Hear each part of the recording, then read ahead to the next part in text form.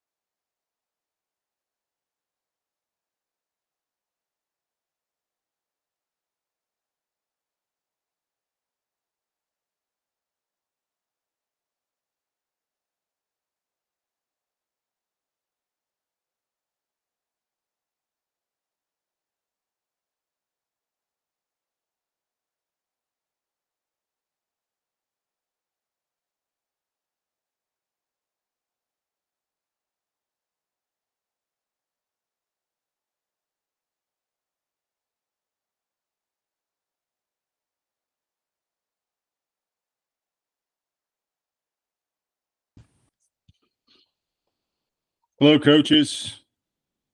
How we doing? Everybody hear me okay?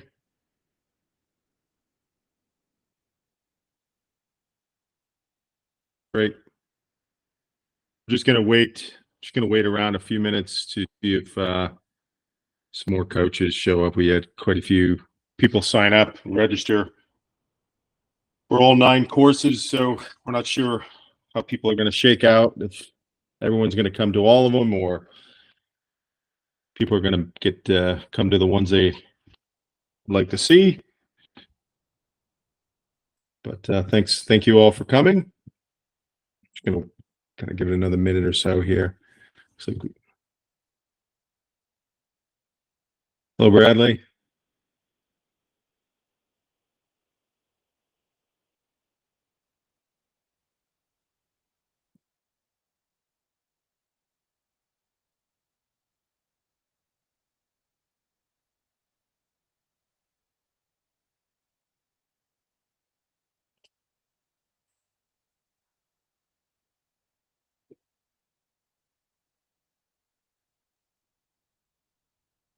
Yes, the recordings will be they'll be made available later. We're going to create a private YouTube channel under NCR, and the link will be shared, so you can go back and watch it if you want to go back and get some information and watch a segment over.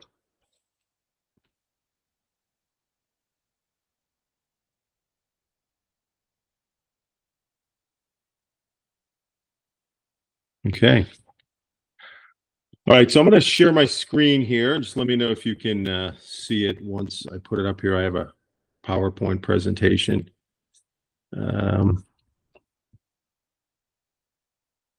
Bradley, can you see my screen? I can't see. I'm on. I have to shift over my screen here. Can you see my screen, Brad? Can you get off mute?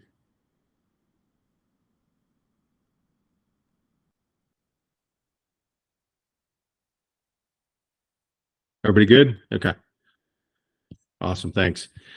Thank you all for coming this evening. I'm going to stay off video just because I'm on the. I'm going to be going through this PowerPoint presentation about the fifth rugby program, so you can focus on that and not on my beautiful face. A couple house cleaning items. This is for NCR members only. This is a benefit to NCR coaches, referees, and players. So if there's any non-NCR members here, if you've got in, great. But if you didn't, if you're here, please be respectful to all the other coaches that are here for the presentation.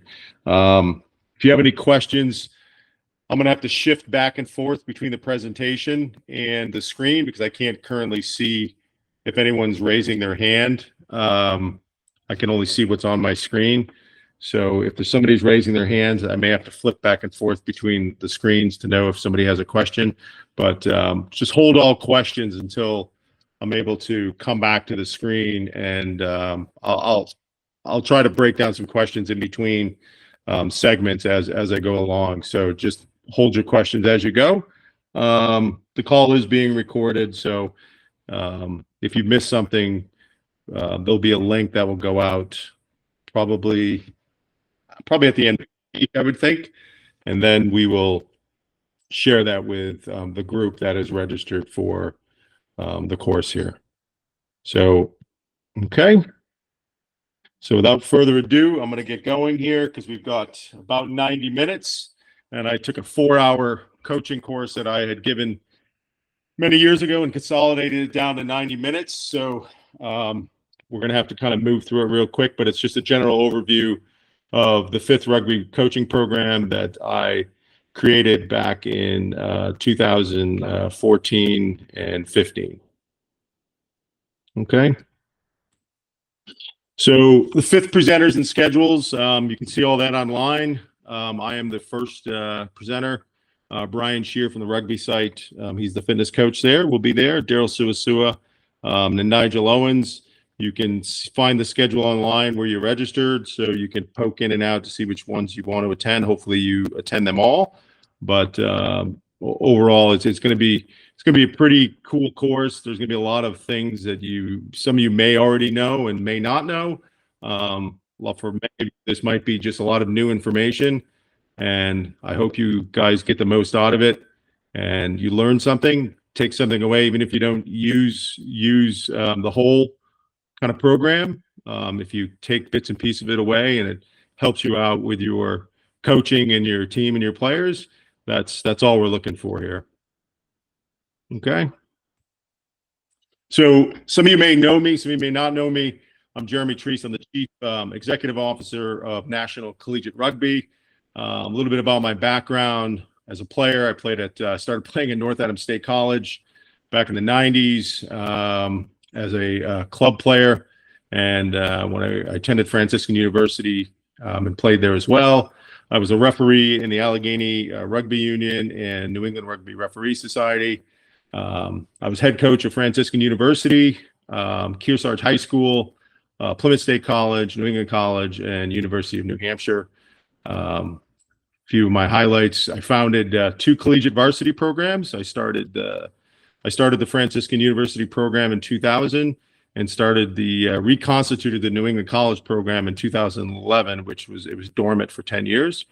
I won 2 national championships in 2014 and 15 in 7s and 15s.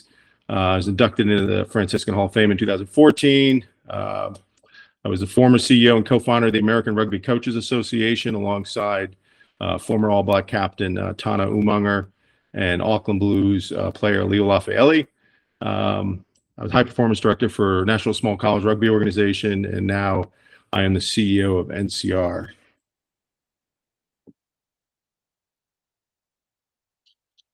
So overall, the theme of this is sort of the failures. I'll give you sort of a background of how I came to discover this program and discovered a secret in rugby that helped me take new players that have never played rugby before and get them playing at a very high level, very quickly, very fast. And many of the questions I asked myself as a coach when I began coaching and started coaching is, what to coach, how to coach, and when to coach it. I'm going to tell you a story about a failure in coaching that maybe some of you have experienced, maybe you haven't, but that taught me everything I needed to know and it taught me what I needed to, the right question to ask, I guess is a better way. And the right question was why? Why do I coach what I coach, and why am I here coaching it? That was the question I had never asked myself. I have been through rugby coaching courses for USA Rugby, World Rugby, and those are question I never asked myself. So when my playing career at Franciscan University, I went on to coach Kearsarge High School, started that high school program. I was married, had a bunch of kids. If you don't know me, I'm a father of 7. I live in New Hampshire. And I wanted to get back into coaching, and there was a job that came up at Plymouth State University.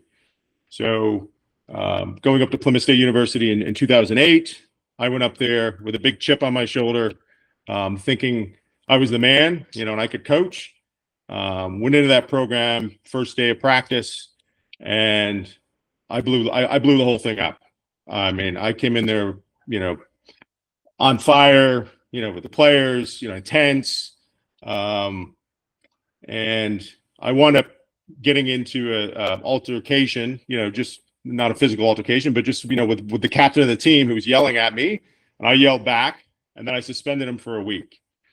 Okay. So talk about getting off on the wrong foot, with the rugby team, as a new coach. And he, so he left training, went on training, practiced for about 4 or 5 more weeks. We had our first game.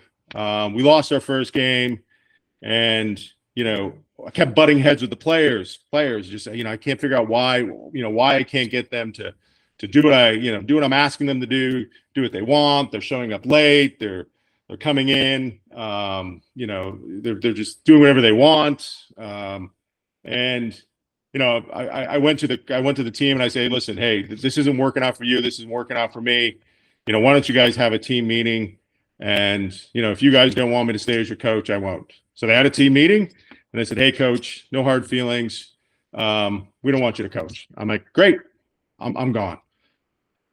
I walk away from that, and I had to do a really difficult self-examination of who I was as a coach and why did I fail, right? In the past, as a coach, I would point the fingers at the players. They're not listening, they're not understanding, they're not smart enough. I know this, I know that. And when I failed, I had to really look hard at who I was as a coach and as a person.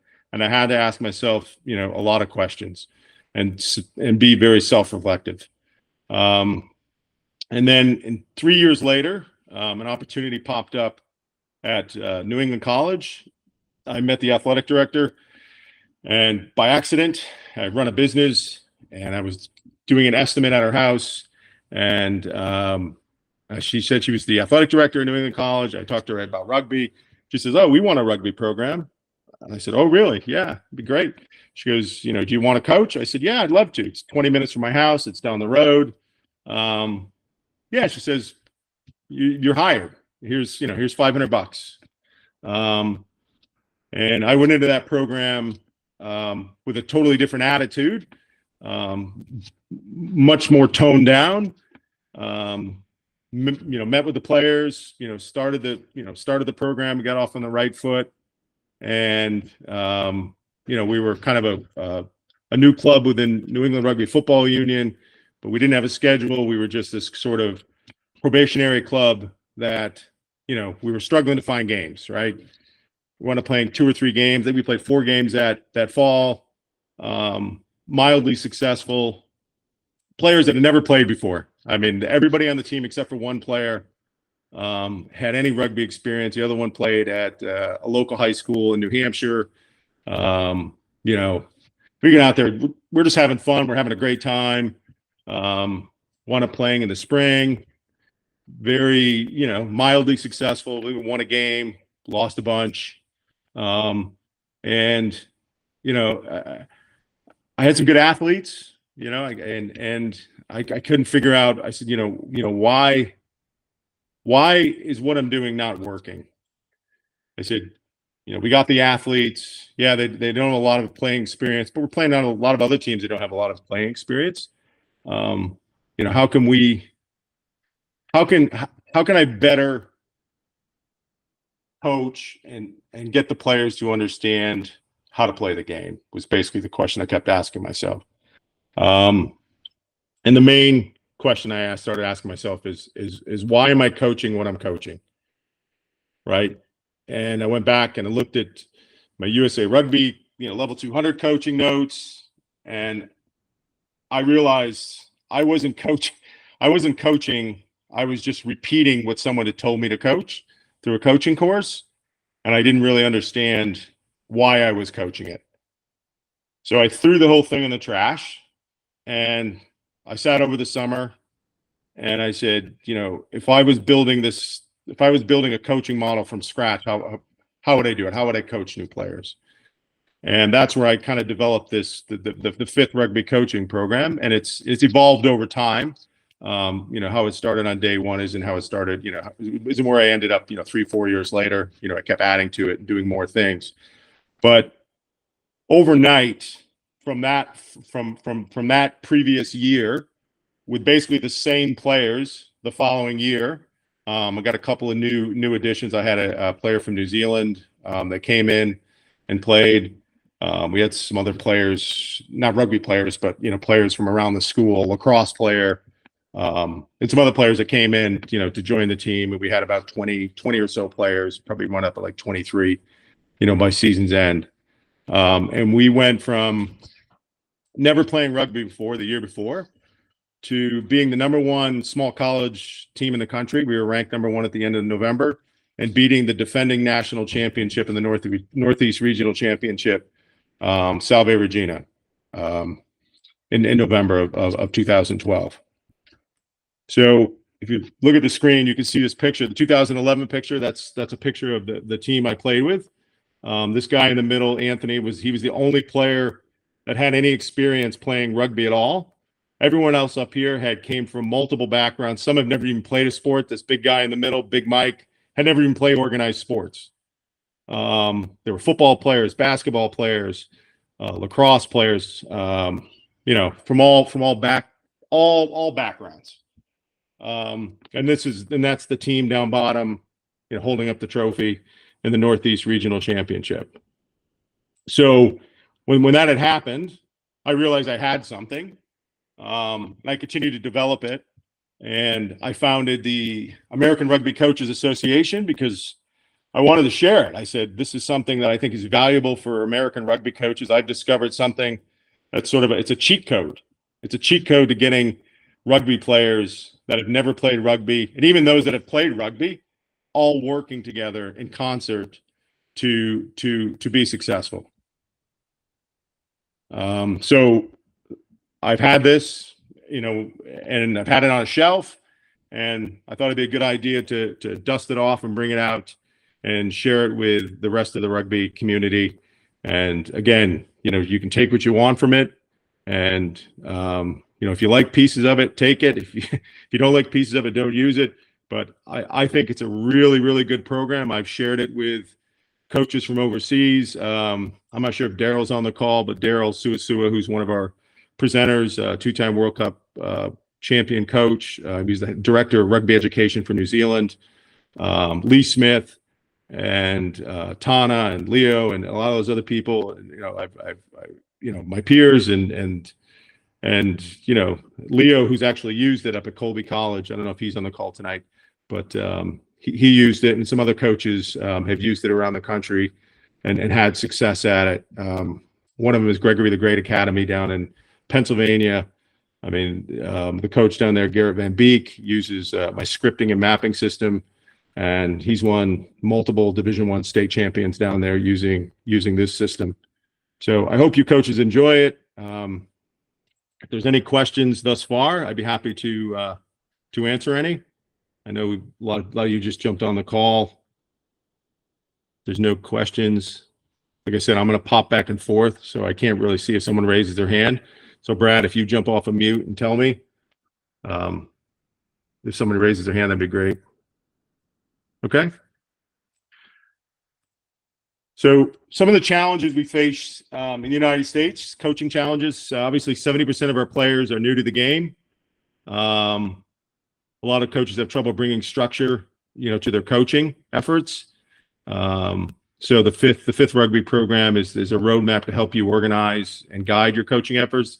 The importance of player and team evaluations. I think a lot of coaches don't have a structure or a plan to evaluate their players and teams, and this will help you hopefully organize that within your program. Ensuring productive training sessions. What I hear from a lot of coaches when I was with the American Rugby Coaches Association, which we'll shorten that down and call it ARCA. A lot of coaches just don't know how to put together a practice plan, don't have a practice plan, don't understand what they should be doing within a training session. Because again, I was a coach and I didn't know what I didn't know. I never had a coach as a player. I was a player coach. We always had a captain or a player coach, and you just do what you do, and you do the best you can with what you have. So I'm going to teach you how to train smart to accelerate the learning experience. We do 80% macro, 20% micro in training sessions. We'll talk a little bit more about that later, and we'll talk about developing continuity in your attack. And the fastest way to get your 15 players playing as one team in one unit, through the system, through zone scripting and mapping.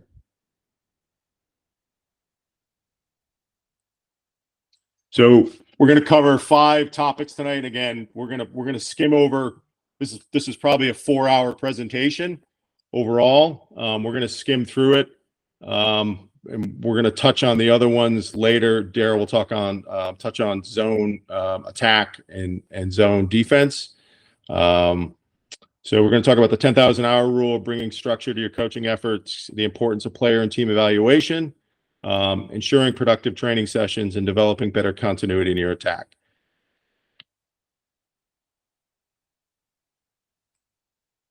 So I don't know how many of you know what the 10,000 hour rule is, but this is during that summer between 2011 and 2012, I read a book that was somebody had given me called Outliers by Malcolm Gladwell, which also led me to a book called The Talent Code by Daniel Coyle.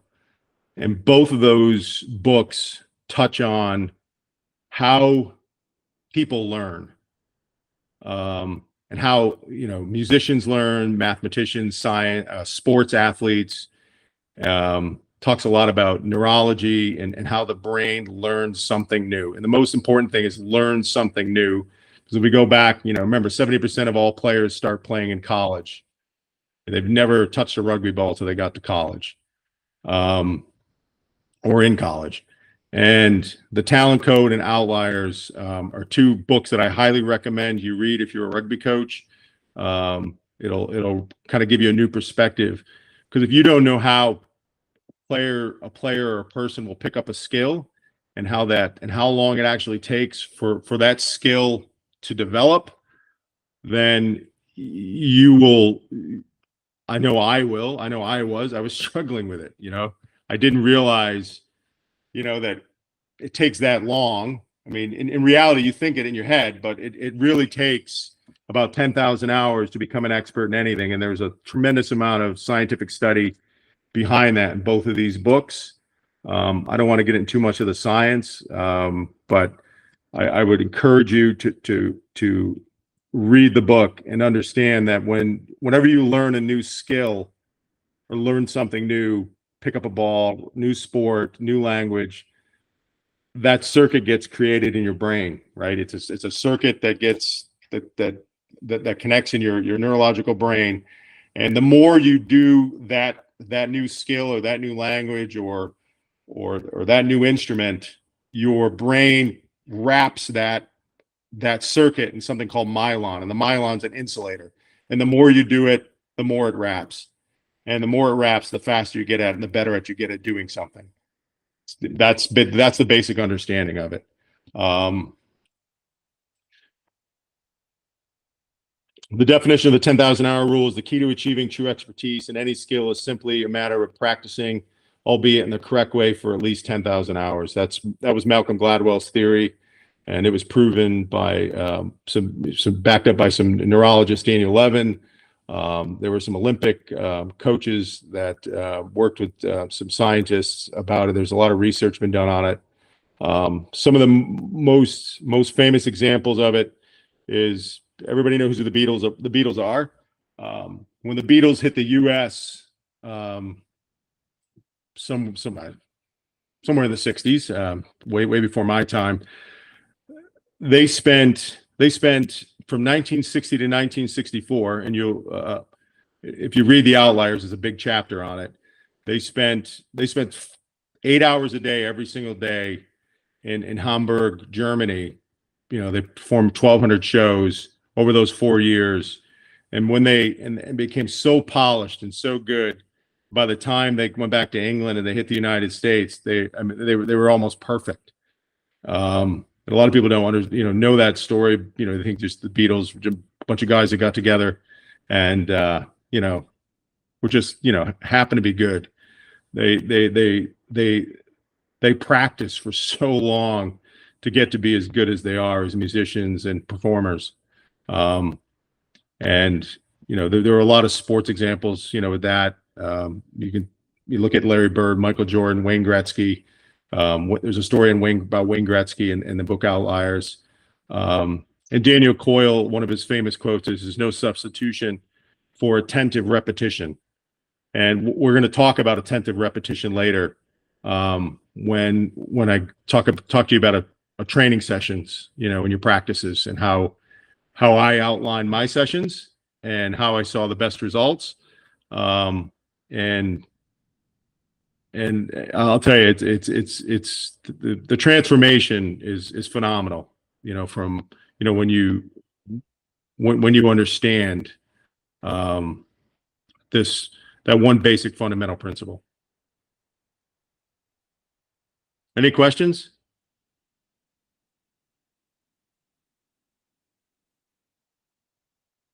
I'm kind of moving quickly here because I want to get to the sort of the meat and potatoes. So if you have any questions, I'm happy to answer any questions thus far. No? Okay, great. So 10,000 hours. So I came up with this development scale, player and team development scale, through probably 3 to 4 years of hands-on research and talking to many people about coaching and what they do at each level and each session or along a player's productivity. 10,000 hours is what I based it off of. And you can see there are basically 3 stages to a player's development. There's the first level, and I look at this in hours and not years. Number of hours, how a player develops versus a number of years they've been playing. As a recruiter, when I used to go recruit kids, I used to ask them how many years they've been playing, and they'd say, "Well, I've been playing 3-4 years in high school." And then when you dig deeper into it, you find out that, well, they haven't been playing years. They've been playing more along the lines of like months. I play 3 months out of the year, and I count that as 1 year of playing. Where if you track the number of hours that you commit to something, it's much easier to measure that scale. And in college, as a coach, you are going to be at that first level, that macro level, where as a coach, you are going to be helping your players to see everything. There aren't going to be many coaches in college that are coaching up at that top level, that micro level, that proactive level, because we're not seeing players, come into college with, 7, 8, 9,000, 10,000 hours of rugby experience. So we are at the reactive level of players in college, and we look at that as like, I don't know if you guys are familiar with the concept of the OODA loop. OODA loop was a theory that a fighter pilot, Colonel Boyd, developed for fighter pilots, and he said that trying to explain it here real quick. It's observe, orient, decide, act. Every decision you make as a whether it's if you're a pilot, you're a fighter, or you're an athlete, is you go through this decision process. First, you have to observe. You have to gather the relevant tactical and external information quickly. You orient. You analyze the information and options. You decide. You choose best option, and then you act. Then you take quick action, and then you repeat. Every player that you coach that goes out of the field is using the OODA loop to play the game of rugby. And you have 15 players on a field at various levels of intelligence and various levels of processing speed, and they're all processing the information at different rates. Most of your players in that red area have a very low OODA competency level, so it takes them a very long time to process the information. How many coaches, when you get new players and you throw them out on the field, they look completely lost? Raise your hand. I think we've all experienced that, right? And then you have other players that have maybe been around for a couple of years. They're processing the game a bit faster. And then if you're lucky enough to have a player from overseas or someone that's been playing from age 5 or 6 or 7, they get out there and it looks like they're playing at a totally different speed. It's not. I mean, they could be slower than than the other athletes on the team, but because of their they've been doing it longer, and they're able to process the game much, much faster. So in a squad of 15, you could have players that have, have 0 hours of rugby experience, up to 100, up to 500, up to 1,000, and you're putting them all on the field together, and you're putting them out on the field to play the game, and they're all processing the game at different speeds.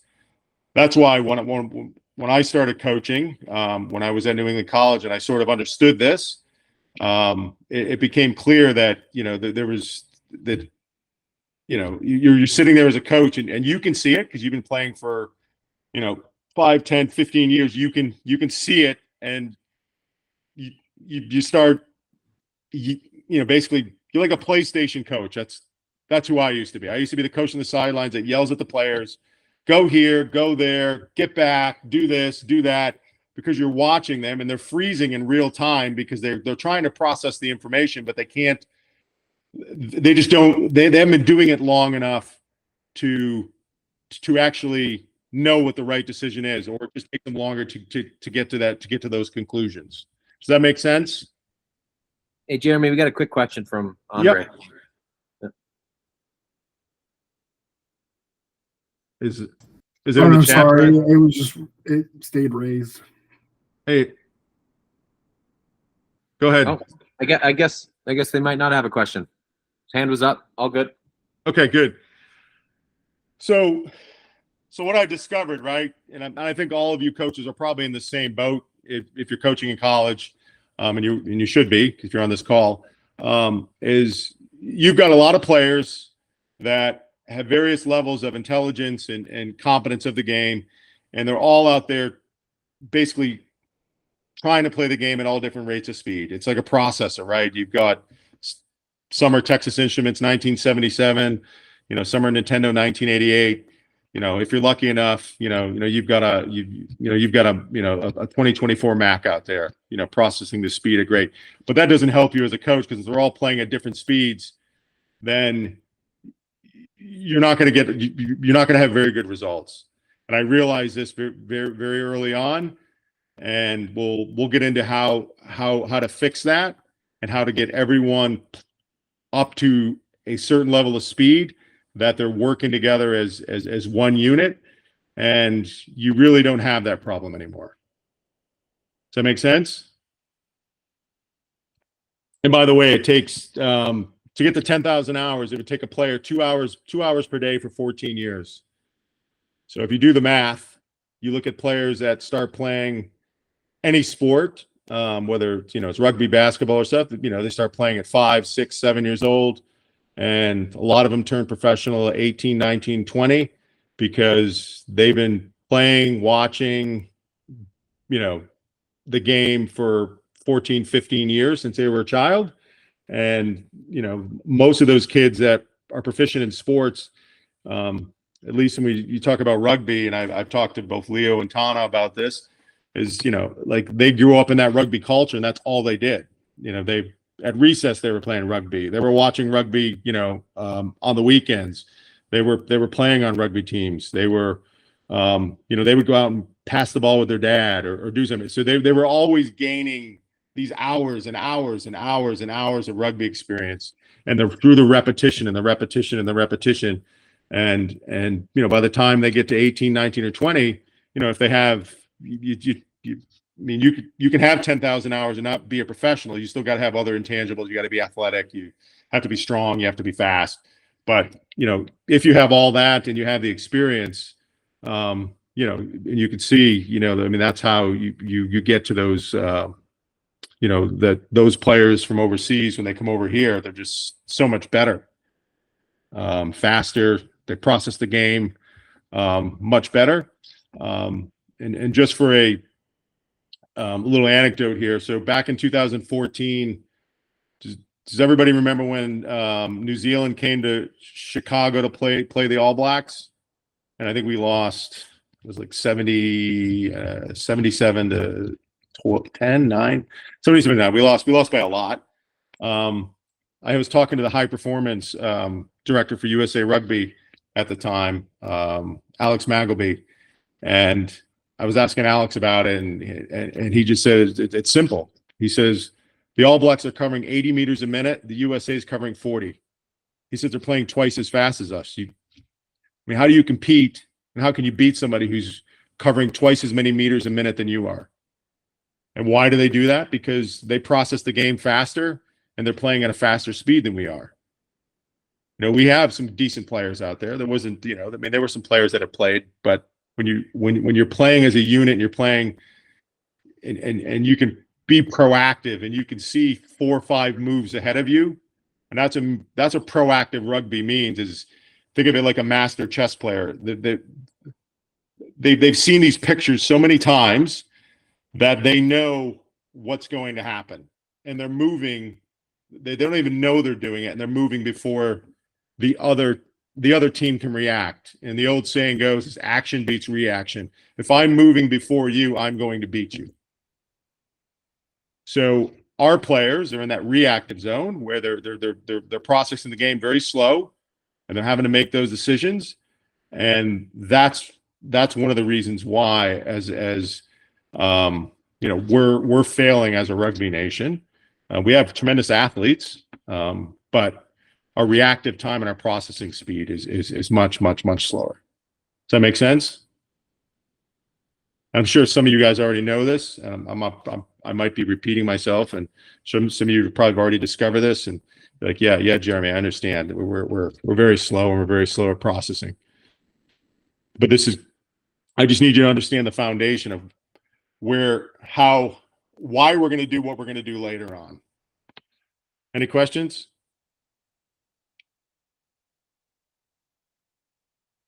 And I apologize if this is dry. I want to apologize ahead of you. This is a 4-hour course, and we usually do it in person in a classroom.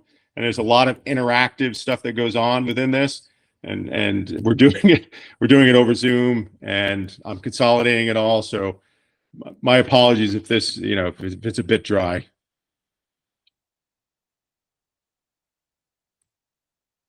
Okay, so the importance of player and team evaluation. How many coaches know how to evaluate players and their players in their team, or have a process for doing it? By a show of hands, how many coaches have a process for evaluating their players in their team currently? Anyone?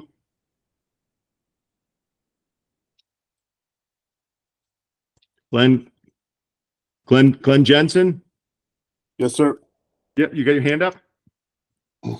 Yeah. For individuals, I do key factor analysis. I break that down ahead of time, have it ready, and have that on me when I'm trying to do those different skills. And then, so I guess as a team, I probably don't have something specifically written out, but understanding the fundamentals from what my players are doing allows me to figure out what I can do as a team. Okay, good. I'm gonna give you both, and they're almost exactly the same. I mean, you might have different elements under each one of the pillars, but once you train your brain to think of it this way, you'll always be thinking in terms of these 5 pillars in your brain when you're looking at a player or you're looking at your entire team. Because if you're not having success as a team or a coach, one of these pillars is broken, or 2 or 3 or 4, or sometimes in many cases, in my case in the past, all 5 are broken.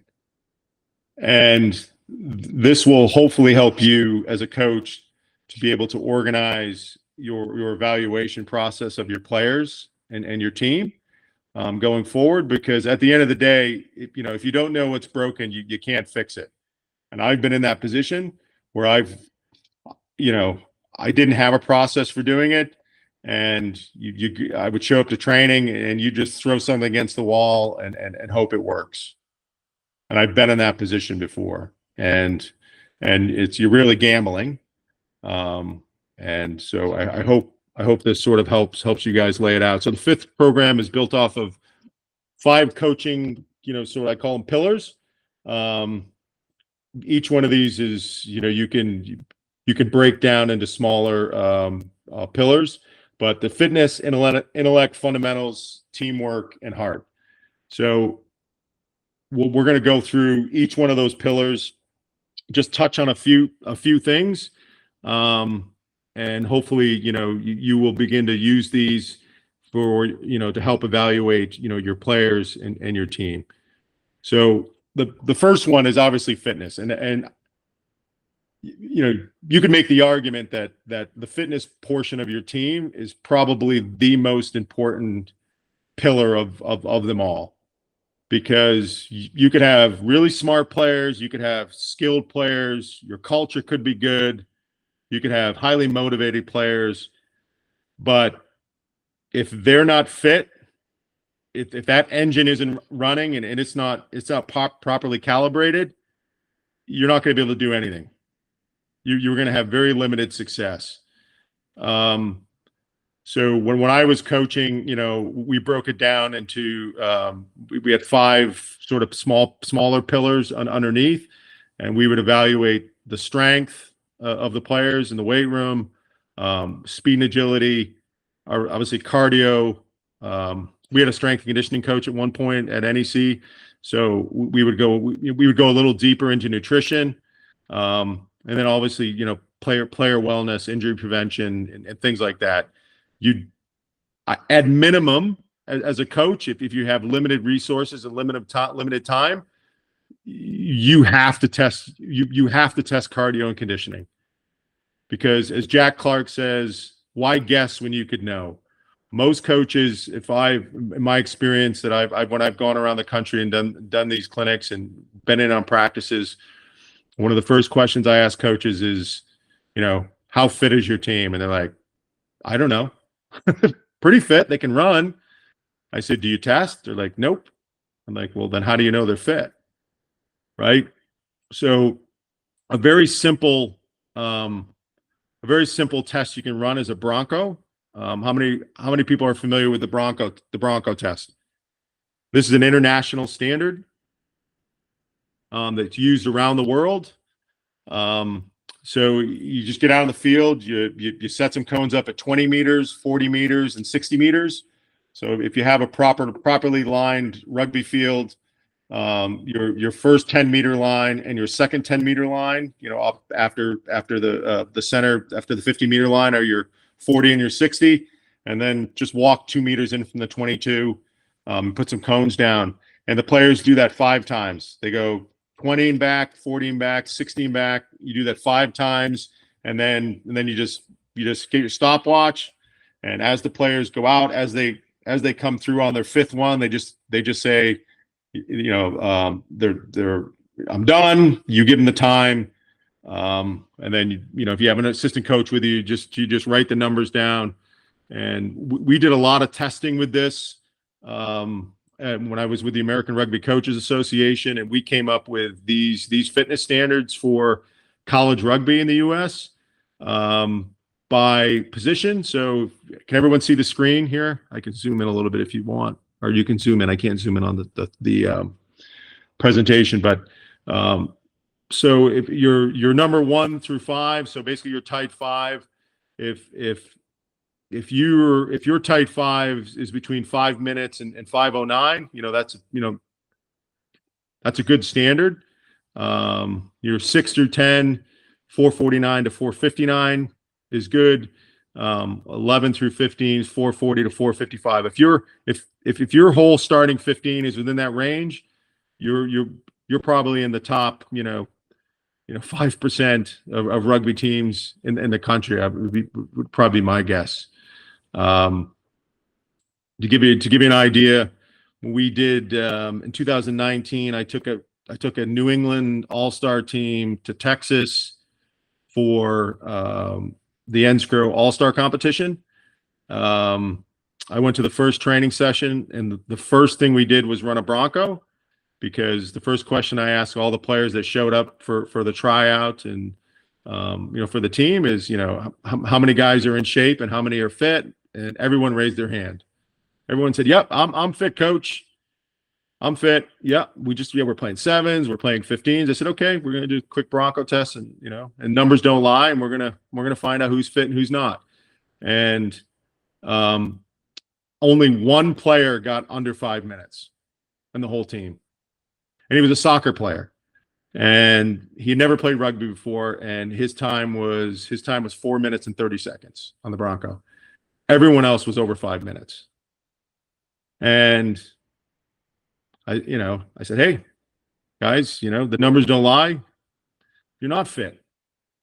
And in fact, if we were to play a game right now, you guys you'd probably make it about 10, 15 minutes, and that'd be it. That'd be the end of it.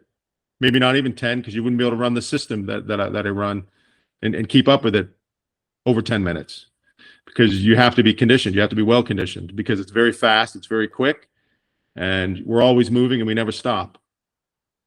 So if you think of your team as like a 15-cylinder engine, if you don't know where your players are from a conditioning point of view on your first 15, second 15, right on through, that if you've got 5 players that are in this poor category, 4 players that are in fair, 3 players that are in good, and you might have 3 players that are excellent.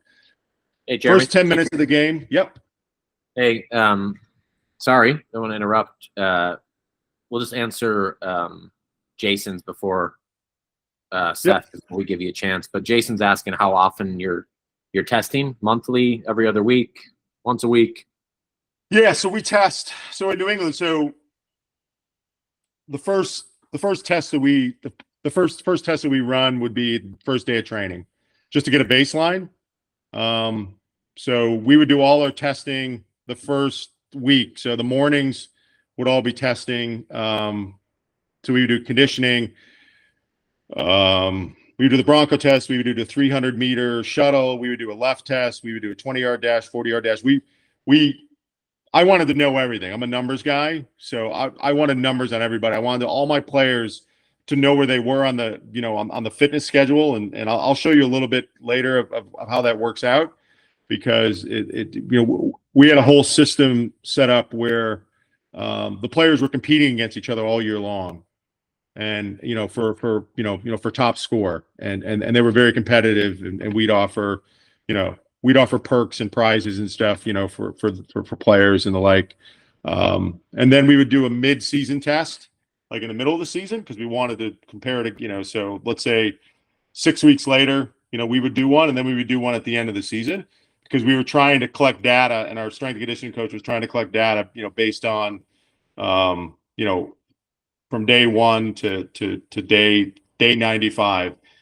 Keep in mind, day 95, I mean, these players have been playing all season long. Their numbers probably, they should be the best they are, but, if there's injuries involved and there's other, things you got to take into consideration. But, we would do an overtraining test, and I can tell you, we would test for what's called overtraining. And that's a quick test that players would do in the morning. If you get up in the morning and you walk to the bathroom, you take your resting pulse in bed before you get out, and then when you get to the bathroom, you take your pulse again. If your heartbeat has gone up by, I think it was 15 beats per minute, if you were 15 beats over what you were in a resting position, then you were overtrained, and we would monitor that with the players. And we had a player that came back from Chula Vista, Ian Luciano, who went to the Olympic Training Center, and he got a tryout for the Olympic team with Mike Friday. And before he came to camp, because he was late coming to camp that year in 2015 or 16, and you think, wow, he must be in great shape. I mean, he just came off of Chula Vista, running. Aaron did an overtraining test with him. He was almost 40 heartbeats a minute higher from a resting position where he was rested, from walking, across the room. His heartbeat almost went up 30, 40 beats. And Aaron, we gave him a week off from practice. We said, you can't practice, man. You're overtrained. You're going to kill yourself. So, those are the type of things, you got to monitor as a coach. I mean, if you're playing at a very high level, at a low level, some of these kids that come in, who knows what they were doing all summer. So Cool, Jeremy. Yeah, thanks for that. Seth chose to type his in rather than ask it, which is great. I don't think this is unique to how you listed expectations and times, but you paired your halfbacks with your loose forwards, which I believe that's a pretty standard across the board. But if that's unique, yeah. So that I discovered that from New Zealand. I actually, that's how they pair their loose forwards with their halfback and their 10. And they expect that that's where they should be from a Bronco standpoint. Does that make sense? Is that what you were asking? Why? Yep. Why we pair them together? I don't know the core either. Like I think that's just the similar body type. Yep. And how much they're moving. Yeah. How much they're moving across the field for sure. Yeah. So what I was saying. So again, if your whole team isn't within that range between fair and good or good and excellent, right? And they're all very similar conditionings. If you have players that have a very poor fitness level, and then you've got a number of players that are very good and very excellent, you're let's just say 5 are in that poor category. 10 minutes into the game, you're basically operating on a 10-cylinder engine. The other 5 players are absolutely useless to you. They're useless on defense. They're useless on the attack. And it could be even worse, right? You could have 5 poor. You could have 5 at fair. 3 at good, and 4 at excellent. And I'm not sure if that adds up to 15. I was doing it quick in my head, but if what you want is you want that 15-cylinder engine operating at throughout the entire game. And this is why at the top level they all wear the GPS, right? Because they're monitoring that right down, to the second, and they know when that cylinder fails on that player, right? We don't have that sophistication in college. We're not going to go out and spend tens of thousands of dollars on GPS and monitor it, even though some college teams do it at a much higher level. All we have is the Bronco test, right? And and we have the beep test. Beep test is a little more in depth, but most coaches, it takes a lot of time. You got to bring a radio. You got to do this. It takes a lot more time. This takes 5 minutes to 10 minutes to operate with your team. You can do it. You can do it with forwards. You can do forwards in one. You can do backs in another. You can do them all together if you have a small team. When we had a small team, we had 23 players. Everybody ran at the same time. But if you have large teams, you may want to split it up into backs and forwards. Or maybe you want to split it up. You have a really big team. You can split it up, to type 5, loose forwards, 9, 10, and 11s and 15s. But you have to be gathering this data because it's the first point of data you're going to use to decide what type of attack you're going to run as a coach, right? If you want to run a really fast, high-paced attack and everyone on your team is poor and fair on cardio, how well do you think that attack's going to operate, and how long do you think it's going to operate at a very high level? Probably not very long, right? So, you have to test. I guess that's the bottom line. And speed and agility is probably the next one. Strength is probably the third one I would do. And then if you've got the time, you can get into the nutrition stuff. I would still touch base on the nutrition stuff with your players because no fuel, no fire. Talk to your players about when they should be eating before a game. You don't want to be eating 5 minutes or 30 minutes before you go out in the field. You don't want the kids like chopping down McDonald's because it's going to sack they might get a quick boost of energy, but when they start digesting, believe it or not, the digesting part is going to strip some energy away from them. And they're not going to perform as well. You want to be eating early in the morning and then going, taking a crap before you get out in the field, stay well hydrated, no drinking before the night before the game. I know for some teams that can be difficult. I was, I started playing rugby on a drinking team with a rugby problem, so I know the challenges. But that's going to come down to your team culture and what you guys decide, as a team, of who you are and why you're there. And we'll talk about that when we get to the team portion of this pillars. Any questions on the fitness side? Bryce is going to cover a lot of this over the next 2 days. We're working on some fitness standards that we'll hopefully have on the website at some point that coaches can refer to and go to. So you as a coach will be able to go on there and look up men, look up women, because the women's Bronco run is not the same as the men's. This is a men's Bronco run. We will have that, so coaches will have standards so they can refer to them and with their team. And you can go as deep as you want down this rabbit hole, but I would recommend at least doing the Bronco and the conditioning portion of it to find out where your players are at. And again, numbers don't lie, players do. Does that make sense? Any questions on that before we jump ahead? Okay, I'm going to kind of move a little bit quicker here because we're almost at 9. So intellect, laws of the game, very, very simple. So the next pillar that you're going to kind of evaluate your players on is their ability to how well they know the game of rugby. And again, 70% of the players come in, they don't know the rules.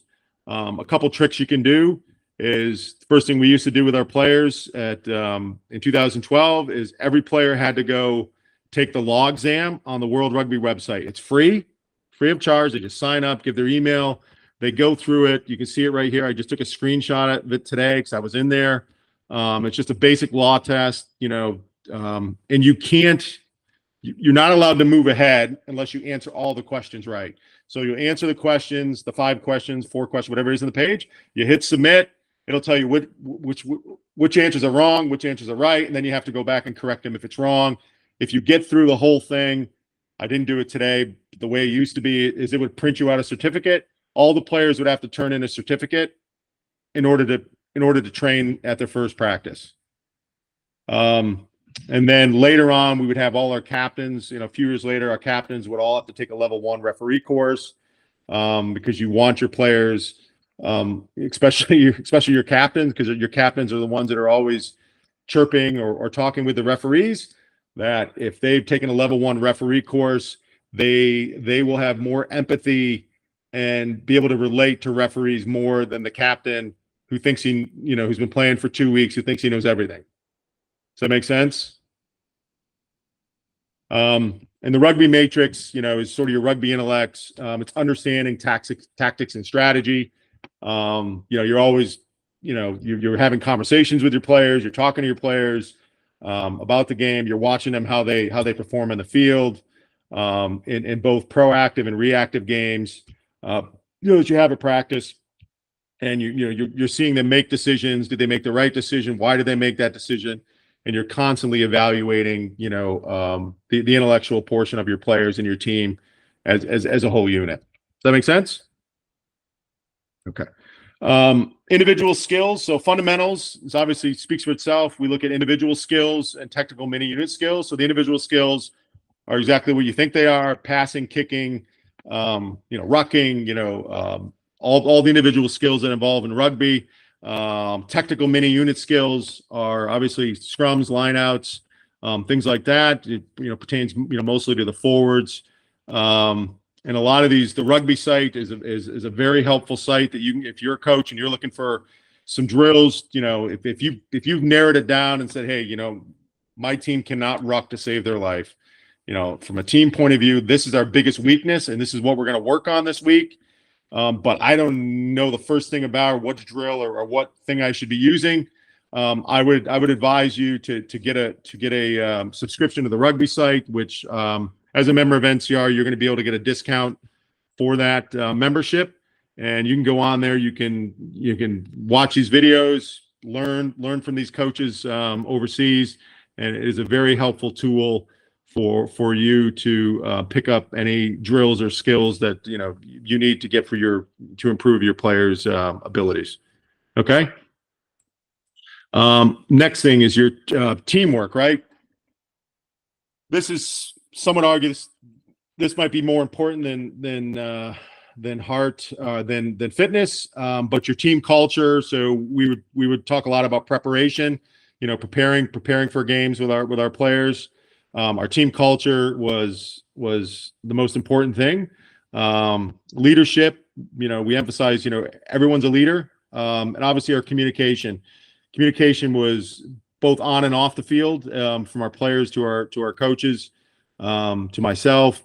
And, we wanted to make sure that, listen, nobody's a mind reader here. Everyone has to learn how to talk to one another and communicate. And there's no such thing as a stupid question. So, everyone here, make sure that you understand and communicate. And, that would be my, there's no such thing as a stupid question here, coaches. If I'm saying something and you're just like, coach, I had no idea what you're talking about. It makes zero sense.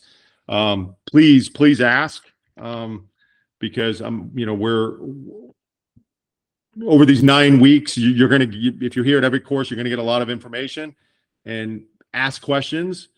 If you don't ask a question, I'm assuming that you understand it, and I'm just going to kind of keep moving along. But communication is obviously the key to any relationship. And you as a coach with your players and team, that's a relationship. You have a relationship with them, they have a relationship with you. And if you want that relationship to be successful, you have to communicate.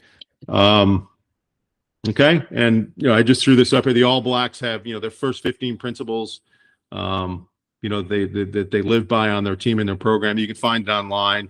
We're actually going to do a module on team culture. Daryl's going to do it. And I advise you tune in and watch that. He will tell you some interesting stories and tell you little tricks on how to build team culture with your players, so that we have, you always want the environment that your players are learning in to be fun and safe, right? That you want everyone to feel like they belong, and that, it's a safe place to learn, right? It's an intense place to learn. I'm not saying, we're all not, we're all not sitting around holding hands. My job as a coach is to get you comfortable at being uncomfortable, and I want to put as much pressure on you as I can.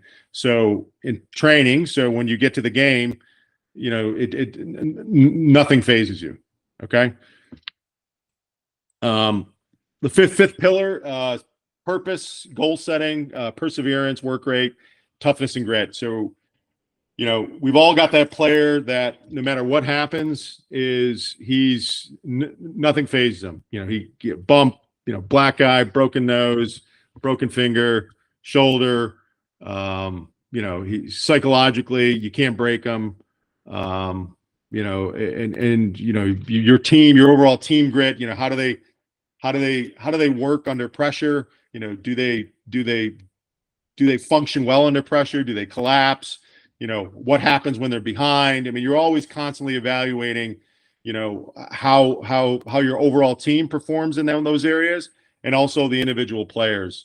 And I would say the most important meeting you will have as a coach or training session is your first training session or your first meeting with your players, because that sets the tone for the entire season. Because like I said before, at Plymouth State, I made the mistake of never having this conversation with those players, because if your goals do not match your players' goals, you will butt heads all season long, and you will ultimately fail.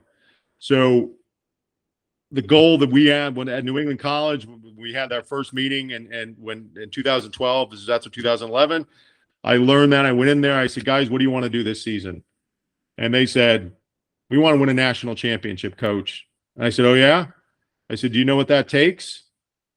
And we outlined it. We said, what does that take? It takes commitment. It takes it takes hard work. It takes dedication. It takes sacrifice.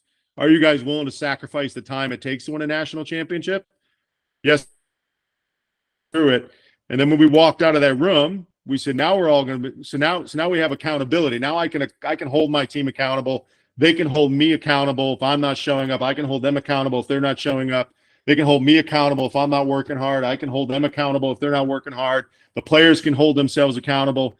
But you must have that meeting with your players, because if they're there just to drink and have fun, and you're there to win, as I learned, it will not last. You will fail. So you need to have that discussion with your players, and you need to set goals, realistic goals, big goals, right? And don't be afraid, to say, hey, we want to win a national championship. Okay. May not win one, but hey, let's set that goal. We know what it's going to take. We know the dedication, the hard work. We got an accountability tree, right?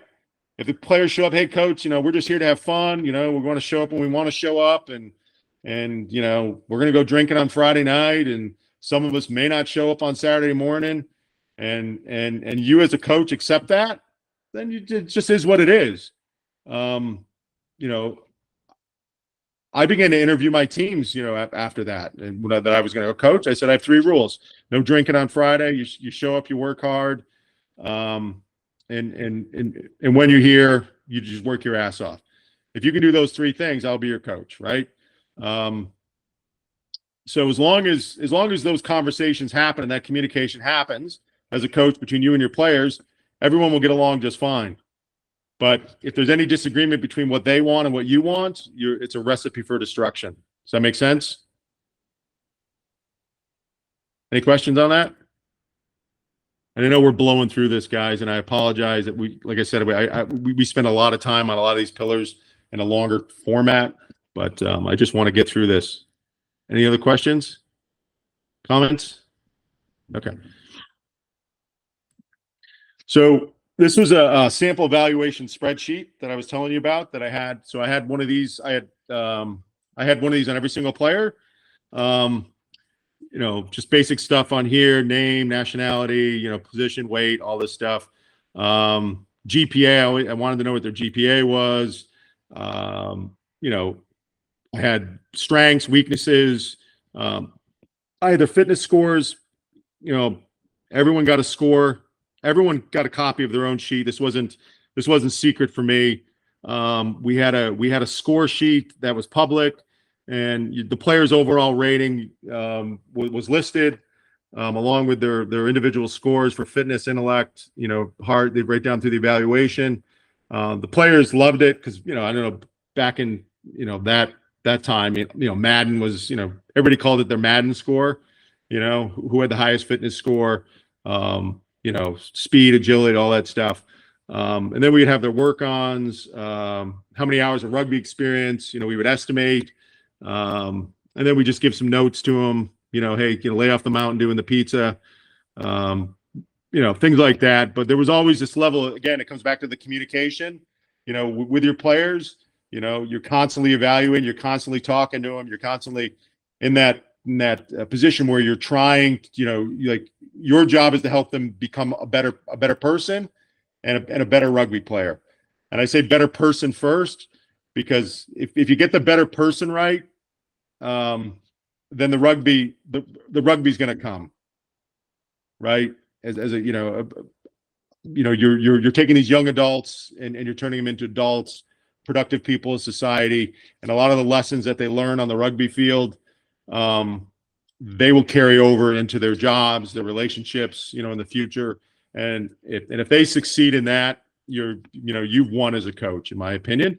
The winning is just an outcome of that. That makes sense.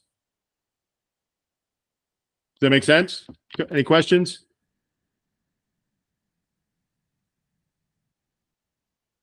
Any questions, coaches? Now, this is a lot of work. I understand you're looking at this going, oh my God, I don't have time to do that. I had time. I own my own business. I was part-time in New England College. I was making nothing. You got a small stipend, but my passion and commitment to the players, I was all in because they were all in. And if they were all in, I'm all in. If they're going to give 100%, I was giving 100% in return. So, I would spend time, doing this. I made up this form, put it together, plugged in the numbers in, it filled in itself. And once you get it in, it's good for 4 years if you have them for 4 years. So it's sort of a one-time thing. Okay. So we're talking productive training sessions. You're basically creating this symphony of destruction, with your players. If number 15 scores in the corner, it's because the other 14 players are doing their job. And we don't really care, who's scoring the tries. All All we care is about that score, at the end of 80 minutes.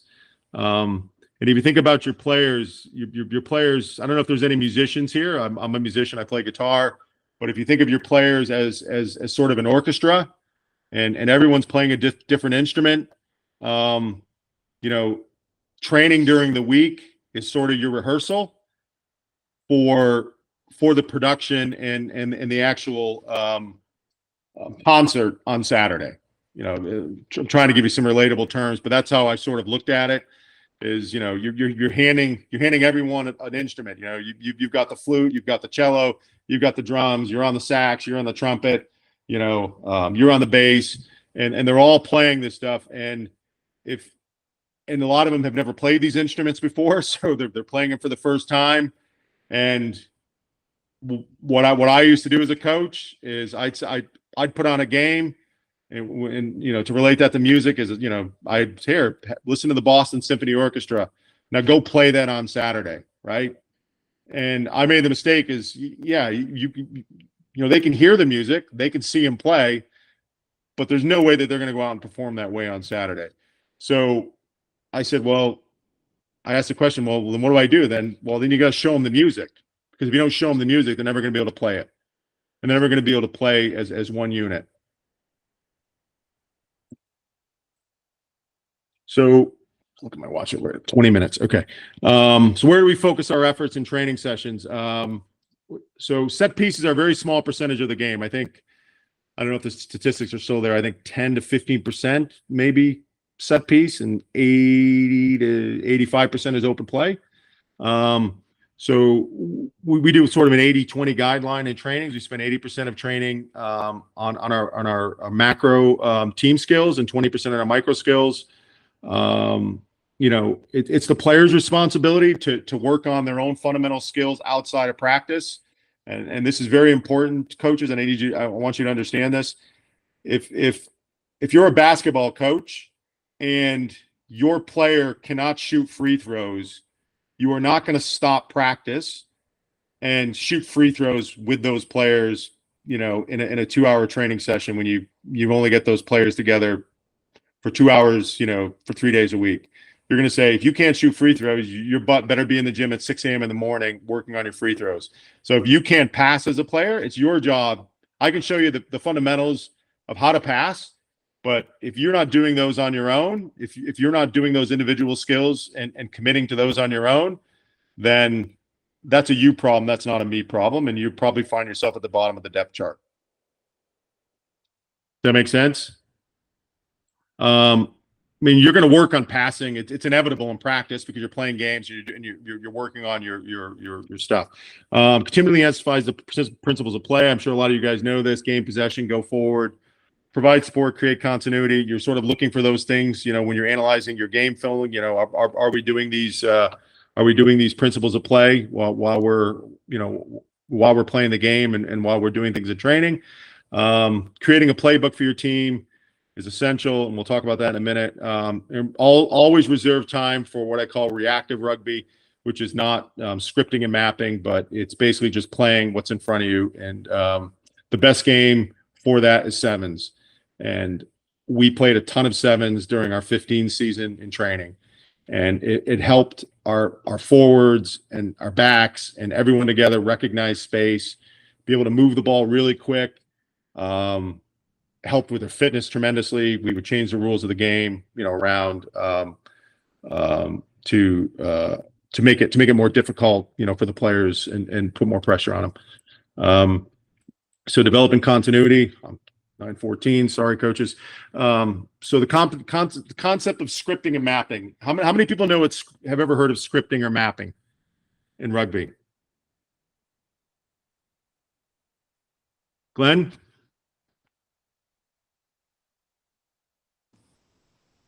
So if I have a line out 5 meters out, I have 3 or 4 different options of what the next 3 or 4 plays are going to be.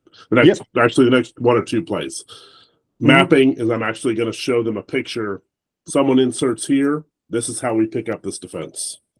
Just a picture of it. Yeah. Right. Yep. Yeah. So That's exactly right, Glenn. Yep, that's exactly right. So so why do we do it? Because it gets 15 players into that OODA loop quickly. So you get 15. You're basically taking all your musicians, all your players, and you're showing them the music you want to play, and you rehearse it all week long, and then they go out and play that concert and execute that on Saturday. I run almost no skills and drills at my trainings. We would, if we were deficient in one skill, that would be the only skill we work on the following week. Because if you overload them with skills, they will not become proficient in any of them. In my experience, maybe you guys have discovered, but my experience, it just doesn't work. Promotes proper alignment, support line running, angles, develops all that stuff. We're going to get into a playbook, and every team that I've coached since New England College, we have a playbook, and everyone gets it. It gets everyone on the same page. This is a typical training session. Almost all my training sessions were almost exactly the same. Players arrive at 3:45, and these are the expectations we set. Players arrive at 3:45. They kit up. 4 o'clock. When you walk on that field, you're switched on. It's business. There's no talking about what we're doing after training. We're not doing anything. We're switched on to the task and the business at hand. Team warm up and stretch. 401. I try to put as many of these elements of the 5 pillars into everything we do. So obviously the team warm up stretch is basically just fitness, but we would run a kick and chase, with backs and forwards and counterattack just to, get the blood flowing and to help the backs work on our counterattack to kicks and help the forwards, chase the backs around and work together in open play and communication. You got to work really hard in it. It takes a lot of grit because when you're playing with, if you have a very small team, you're doing it a lot. Then from 4:25 to 5, we would work on our zone attacking and scripting for about 35 minutes. We would go into some micro skills, team stuff. That's what I was saying. If we did really poor at rucking, we would do a rucking drill, that same or similar rucking drill for about 15 minutes all week long, or we'd work on our zone defense. And then we'd break up into micro skills with our backs and forwards. Forwards would go, do line outs and scrums for about 30 minutes or so, give or take. And then we'd end the last 20 minutes just playing sevens. And we would have 3, depending on how many number of players you had, we would just play. We do a 3-quarter tackle. Sometimes we do live rucking. Sometimes we wouldn't. Sometimes we just, depending on where, how many different rules we wanted to add and didn't add, that's what we would do. And we would just rinse and repeat. And as a coach, again, my job is to get them comfortable being uncomfortable to the point where, so when they get out on that field, it's just like a regular training session. There's no amount of pressure that other team can put on them that I as a coach didn't put on them during the sessions during the week. So this is sort of a road. So I'm going to give you kind of an overview of a playbook that I had. So everyone would get this playbook. We have our general calls. I don't know if everybody can see this fine. I can share this with the group. I can send this out. I can send you the PowerPoint that I used to create this. So if you wanted to take it and make it your own, have at it. So all the language of everything that we do during the season and how we talk is all in here. And this is the language that we speak in training. We're all speaking the same language. Everyone's all on the same page. Everyone knows what we're trying to do, right? So, most teams that I used to coach prior to this, when I was before I developed the fifth and doing stuff, a lot of our attack was between the hashes. So between the 40 meters, very easy to defend. You move out to the outer hashes, or the really good teams are using the full 70 meters width of the field to get the maximum amount of attack and put as much pressure on the defense as they can. We have 3 attack zones vertically, red, white, and blue, and then we had 4 attack zones horizontally. from our, what we did in every zone, we would rehearse during the week. So on the attack side, what are we doing out of scrum and line out inside the 22? That's our black zone. That's our exit zone. That's our safe zone. We're going to protect the ball. We're not doing anything stupid there. Our silver retention zone, where we usually kick, box kick, or we're kicking high, or now you can kick for the 50-22. We didn't have that back then. We would run our gold zone, our gold speed wide attack zone, and our green zone. We were always trying to come away points. We ran a lot of different things in there, in our scripting and mapping. So it's very important that you have these zones to help your players understand what they should be doing in each one, so they're learning the game properly. You shouldn't, even if you can run it out of your 22 and the other opposing defense is not very good, and you can run it out of there, I would recommend not doing it, and making sure your players are trying to play the game tactically the way it should be played. So when you do get in a position where you are up against a team that is your equal, the guys don't panic, and they're comfortable, doing those things because you've worked on them. Does that make sense? So on the panel on the left here would be an example of mapping, right? So our scrums here in the gold zone, the play is Ghost 33. We're going phase 1, phase 2, phase 3, phase 4, phase 5. You can map this out as far as you can. When I first started this, I was mapping this out probably 8 to 9 phases. And over here is this is the map, and then on the right, this is the script, right? So we win the scrum, 9 goes to 10, 12 crashes up, 15, 7, and 8 are in the rucks, right? And that's their job. And then everyone else off the ball is working. That's our ruck. And then our next phase goes to 10, 14, 11, and they're coming up. We got 3 options. And then around the corner, then they're into that ruck. And then the next one, it's a crash ball or pick and go or around this right side. So we're maximizing the amount of field. And then while these guys are doing their job, the rest of the team is setting up for the next phase of attack. There should never be anyone standing around doing anything, just standing around, just looking at what to do. Everyone is always knows where they're supposed to be and what phase, what ruck they're supposed to be in, where the attack points are. And you can say, well, that seems silly, because then the other team is going to be doing it. And I will tell you from experience, they don't. Action, number one, even if they do, you're running this so fast. When I mean fast, I mean that ball is not from the time that tackle takes place to the time the ruck goes to the time that 9 goes out. It's less than a second and a half, and that ball's gone.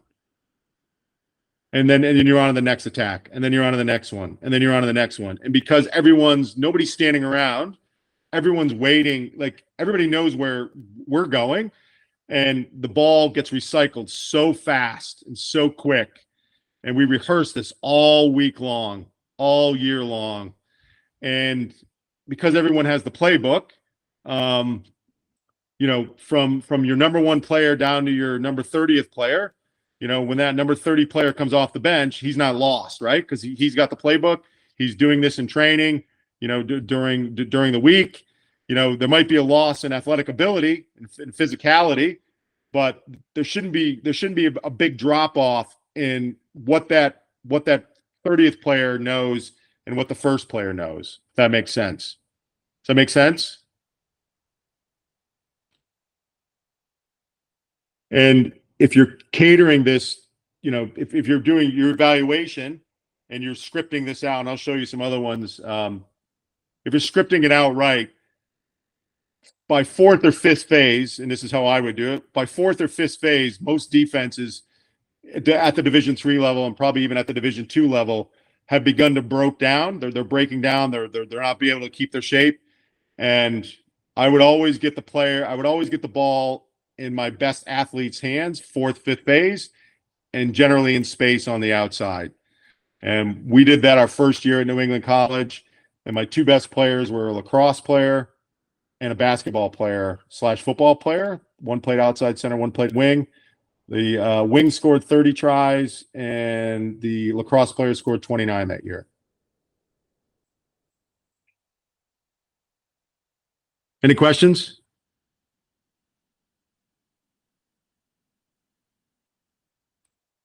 So, we're mapping this out. We're doing this in training.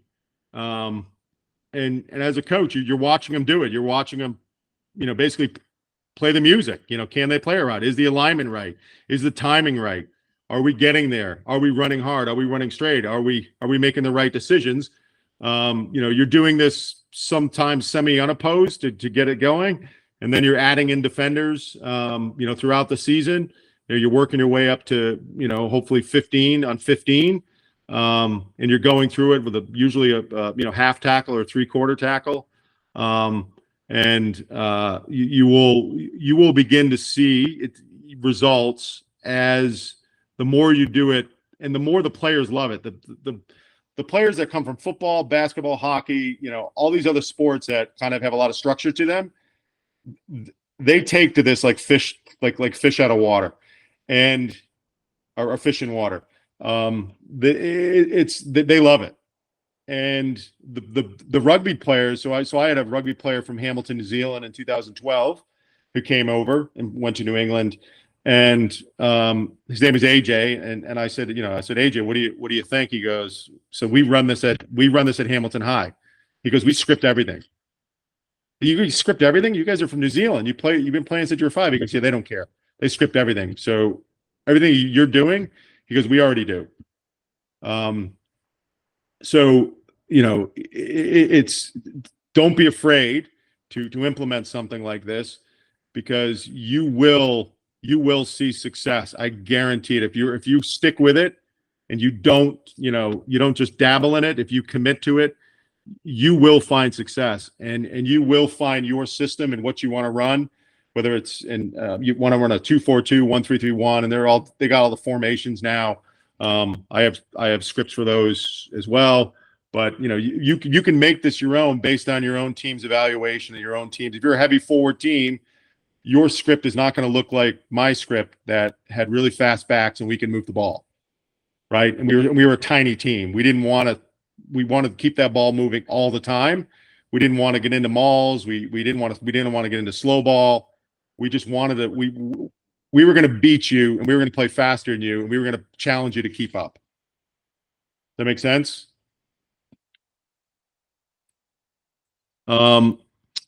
This is something that I could.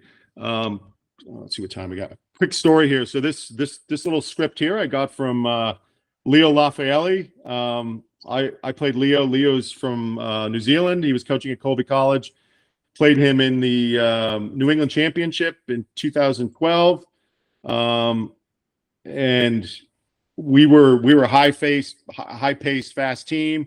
Leo knew that. He came up with a plan. He ran this script against us. This kick and chase, and it crushed us in that first half because he just kept us pinned. And if you look at it, it's just a simple crash up, simple kick, 4 chasers. You wind up with a 5-man chase line, a second-tier chase line. 4 of your backs are back in case they return the kick, so you can counterattack. Your 3 props are over here, to help support on a counterattack. If it goes back to that left side. Any questions on this, guys, thus far? So yep, go ahead. Sorry, with the scripting, like we will in our practices just repeat a pattern. And sometimes when we have a defense that comes up and they kind of just mess up that pattern. Mm-hmm. And so what do you do to change the script or Yeah, that's where adjust the that. attack. Yeah, that's where that reactive rugby comes in at the end of training when you're playing sevens, right? Because sevens is all unscripted, right? We just all we're doing is playing. We're playing rugby against each other, and it's 7-on-7. There's nowhere to hide. Everybody's running with the ball. Everybody's making decisions. Defenses are they're blitzing up. They're coming up. They're pushing. They're doing all the things that you will encounter if the script breaks down, and that's where you can come up with scenarios like that in training sessions when you are scripting. You can tell. I don't want to get into terminology because my terminology may not be yours, but you can have players blitz up, try to close the gate on it, one, and see what they do. Right. A lot of those calls, you have built into your general system. So if a guy's blitzing up, we build these firewalls, and if a guy blitzes up, we know that we're not moving that ball. We're gonna take that space that guy just vacated, right? And that's where we're gonna go. And you sort of make it your own, but it's comes all off that evaluation process of what you want as a team, who your players are, what type of condition are they in. But it's a beautiful thing to see when you've got players, and I'm telling, from 2011 to 2012, they were the exact same players, and going from a sort of a reactive rugby where we would do skills during the week and I'd throw the ball on the field and let them sort of learn the game, to this where basically you help them see everything. It's the difference between night and day. And the passion and the love that they got to have for the game, and how the game became much easier to understand and learn tactically. Because once you have the scripting and once you guys are doing things and you're going through the zones, it's much easier to have a conversation with your players about tactics when everybody knows what the tactics are. That makes sense, right? And when we're reviewing film, if you do film, we used to do film on Monday. And we're watching and we're saying, we know we're running Ghost 33.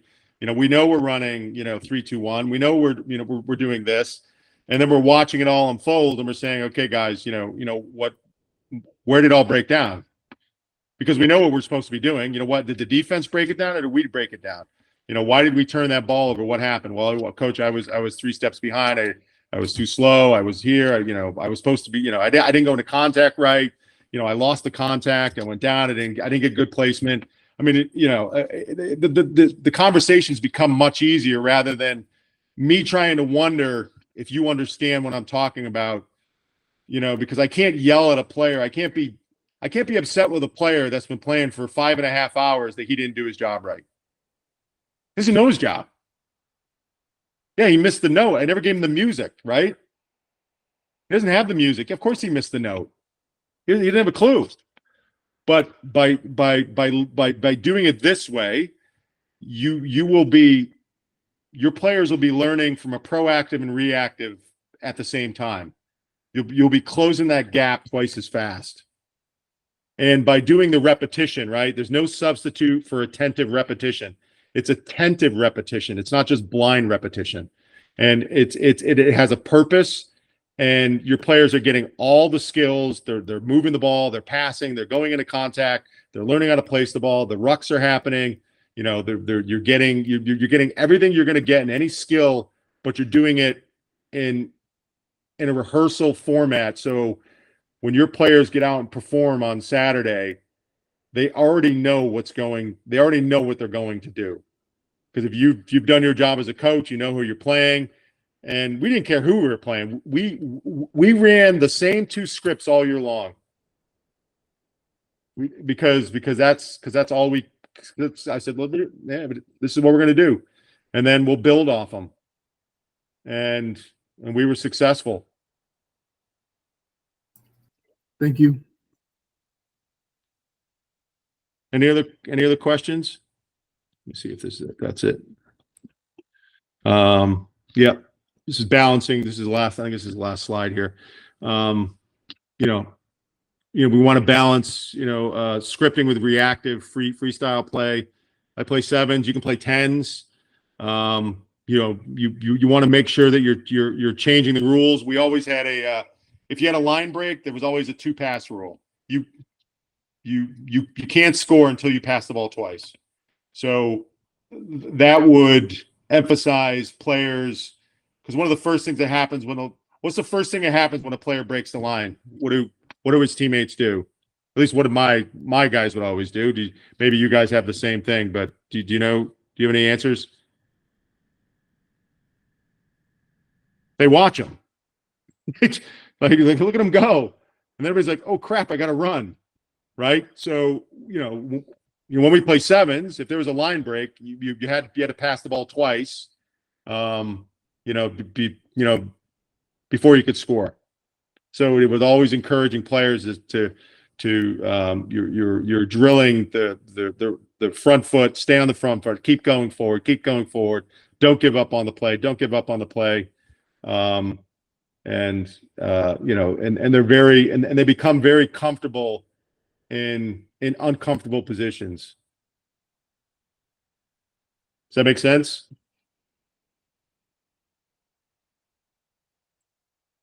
So I'm going to open the floor. So that's sort of this overview of the fifth program and what it is and how I discovered it and the little things.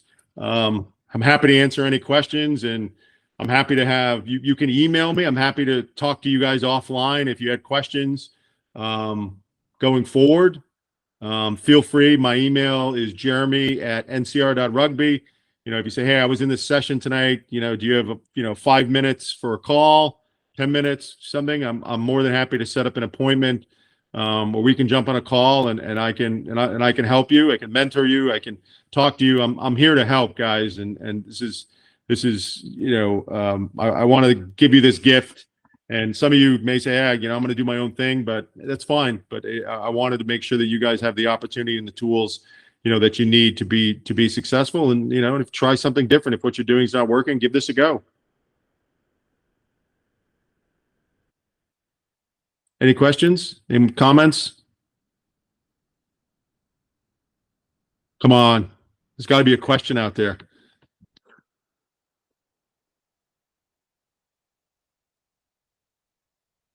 No questions? Daryl, are you on the call? Oh, Quinn? CA? Yep, you're on mute.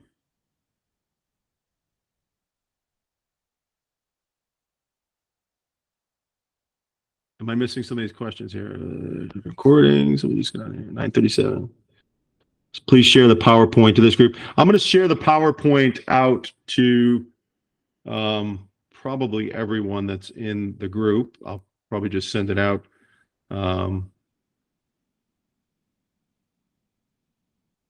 Any other questions? Hey, can you hear me now? Yeah, I can hear you now. Yeah. Hey, awesome. Can you elaborate on that 1331 system again? You cut out on me in the middle of that part of the presentation. You said something prior to you saying the 1331 format for your offense. What was the other one that you had mentioned? Oh, 242. Yeah. So Okay. So 242, and there are other ones. I think that the Irish run something a little different.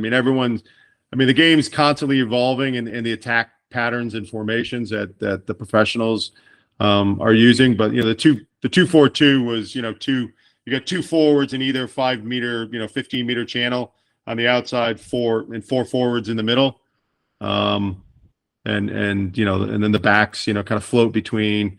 There are certainly other things you can run. Again, I wasn't running formations.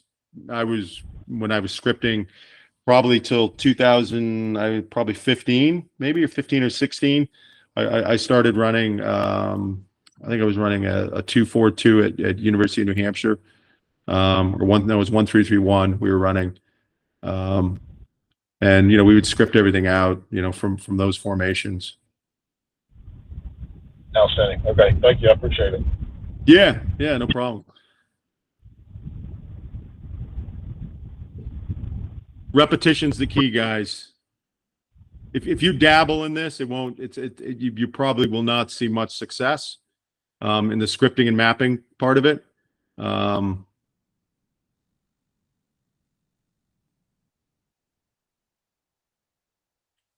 Anything else? Any other questions? Daryl's on the call. Daryl, you're here, right? I think you're on mute. Thanks, guys. I appreciate it. I encourage. Go ahead. Yeah, Andres. So sorry. So as far as like when you were at New England in the 2011, 2012 year, pretty new team. How did you go about like selecting leadership in that team? And like, was it player led, or did you have influence on, captain? Yeah. Well, yeah, it's good. Great. That's a great question. So, it was sort of an input from everybody. I mean, I knew the qualities and characteristics I was looking for in a captain. Somebody who leads from the front. Rob, obviously, someone who leads by example and who's a very good communicator. But most importantly, the guys needed to respect him, and it was quite obvious that the team was so small. It was kind of quite obvious who the captain was going to be. So, the players selected him, I let him do it, and I knew they were going to pick anyways. So it was quite obvious. If it's not obvious, there are probably a lot of different ways you can select a captain, but I like letting the players do it because, they're the ones that have to follow him. And if they did make a wrong choice, like a really bad choice, you might say something, but I've never been in a position where I've ever thought my players didn't choose the right guy. Thank you for your answer. Yeah. Yep. Justin? You're on Yeah, mute. you talked about kids coming in who are from backgrounds of different sports that took to the scripting and things like that. But how in general do you deal with like when you have a wide spectrum of experience, especially early on in the year, like students who have played before, students that haven't played before? What is your approach to that? Yeah, so implementing this system. So if you've got a system now, right, and you bring this new system in, there's going to be a big learning curve there, right? Because you're doing something different, you're changing your model, but it's very easy because by year 2, 3, with new players coming in, when players were coming in, it was just the culture. Like everyone knew this is what we were doing. The existing players would help to get the new players up to speed, right? Everybody got a copy of the playbook, right? Everyone had it. You'd go home, you'd look at it. We'd run it every day in training. And the existing experienced players like it just as much as the new players, to be honest. Like I said, that player AJ, who's from New Zealand, when he came in, he was just like, he's like, this is great. We do this already, and it's a lot easier to take. It's a lot easier to get a player from, say, 8,000 hours to adapt to this than to get 20 players with 100 hours of experience to adapt to him, because his processing speed is so high versus theirs being so low. I mean, their OODA competency is like Texas Instruments, like 1977, right? The things, you're playing Pong and it's very slow and so taking a player who's up at that green level down into the red and doing the scripting, it works perfectly.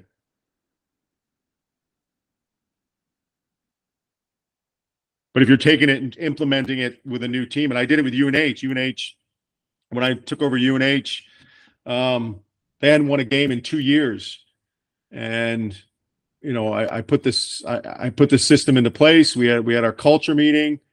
The players agreed to they weren't going to drink before games. They were going to show up on time. They were going to work hard, practice. It didn't take long before the tree sort of pruned itself, and because the players that wanted to take the team seriously, did really well, and the players that didn't, they just couldn't keep up and they quit.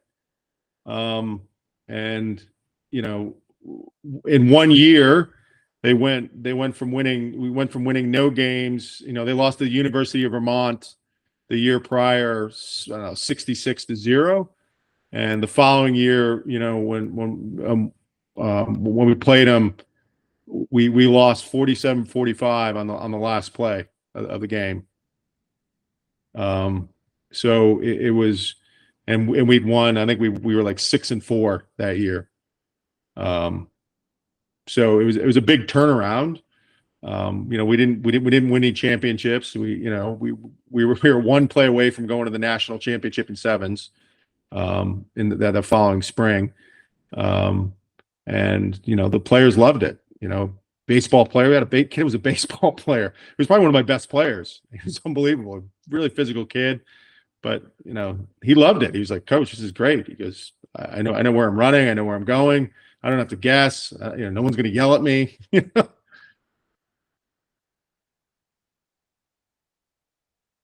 makes sense?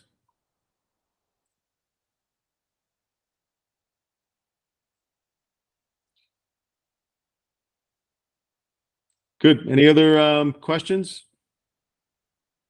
I know it's a lot. I know I threw, like I said, I threw basically a 4-hour course out of you in about 90 minutes. And the learning experience over Zoom is not the same as being in person. So my apologies for that. I hope someday we'll be able to do courses like this around the country in different regions and be able to expand on it. Because the interaction, that we have when we're in person it's much more. It's a better learning environment, I guess.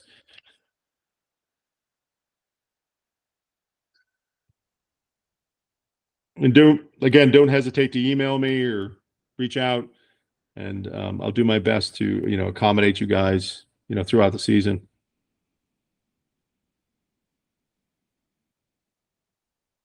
Okay. And I encourage you all to get a subscription with the rugby site. It's a phenomenal site. If you're not already a member, we're going to do a special promotion with them, and you guys will get a discount, from being an NCR member.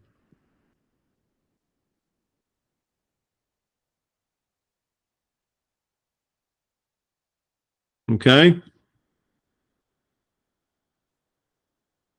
All right, coaches. Well, if there's no more questions, I'm going to let you all go for the evening. I'm going to go get a glass of water, and I'm going to hit the sack. All right. Thank you. Thank you.